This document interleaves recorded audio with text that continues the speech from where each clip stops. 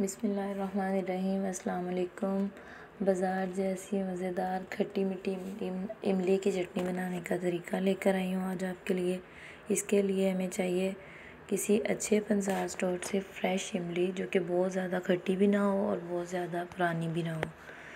जी, तो इसको हम गुठलियाँ निकाल के साफ़ कर लेंगे। इसका जो पल्प होगा उसको हम अलहदा कर लेंगे, और ये जो गुठलियाँ हैं ना, इसको हम अगर आपको चाहिए तो इनको सेव कर लें, क्योंकि मैं तो सेव करती हूँ। तो ये मैंने अलहदा रख ली है।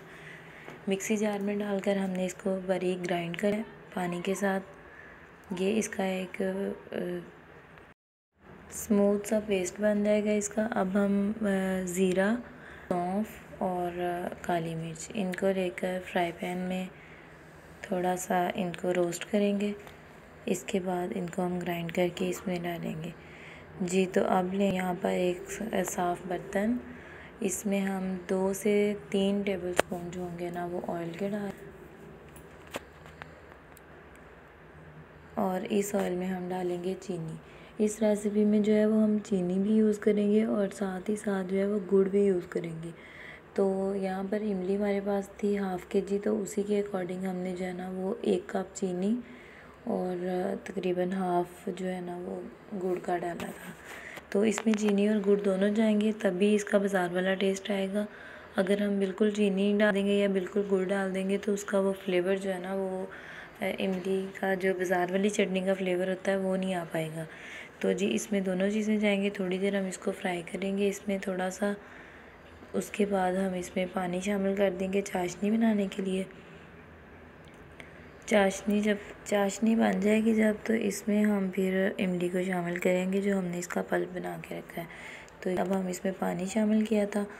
ये देखिए इसमें उबाल आ गया है। अब जब उबाल आ जाएगा थोड़ा सा इसका ये गुड़ और चीनी जो है वो अच्छी तरह इसमें मेल्ट हो जाएंगी।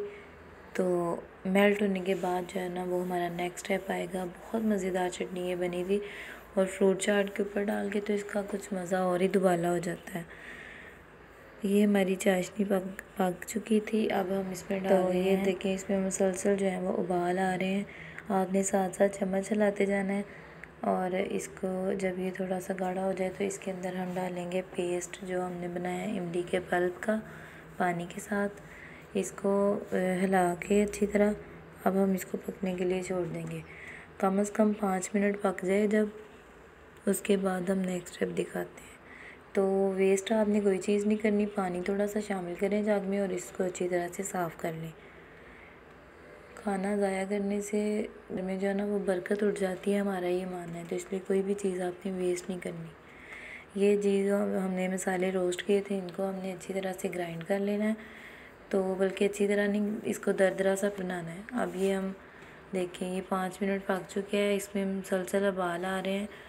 ये हमने सौंठ का पाउडर लिया है। अगर आपके पास अवेलेबल ना हो तो आप इसमें अदरक का फ्रेश पेस्ट भी डाल सकते हैं। ये सुरख मिर्च, नमक हस्बे ज़ायका इसमें हम शामिल करेंगे और इसको पकाते जाएंगे। अब ये जो हमने दरदरा सा पेस्ट बनाया था ज़ीरे और सौंफ का और काली मिर्च, ये हम शामिल करेंगे। जी, तो ये 5 मिनट हो गए इसको पकते हुए। तो अभी ये पतला है, इसको मज़ीद हम गाढ़ा होने देंगे। इसकी कंसिस्टेंसी इस तरह की जब हो जाएगी ना 10 मिनट पकने के बाद इसका ये है, तो फिर हम इसको ठंडा कर लेंगे और फिर आप इसको समोसे और फ्रूट चाट के साथ सर्व करें। बहुत मज़े का दुबाला करते हैं, बहुत मज़े की बनती है ये।